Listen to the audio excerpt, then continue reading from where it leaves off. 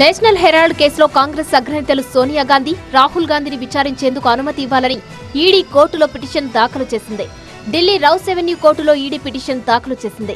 Young India అనే fraud కంపెనీని ఏర్పాటు చేసి 2,000 కోట్ల మనీ లాండరింగ్ కు పాల్పడ్డారని పిటిషన్లో పేర్కొన్నారు. కేవలం 50 లక్షల పెట్టుబడితో 2,000 కోట్ల ఆస్తులు కొట్టేసేందుకు కుట్ర జరిగిందన్నారు.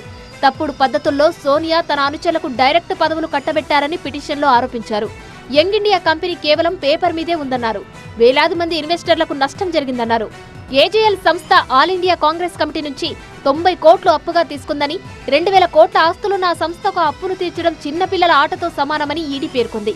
90 కోట్లకు బదులుగా ఏజేఎల్ ఆస్తులు మొత్తాన్ని స్వాధీనం చేసుకోవడానికి సోనియా, రాహుల్ యంగ్ ఇండియన్ అనే సంస్థను ఏర్పాటు చేశారని ఆరోపించారు.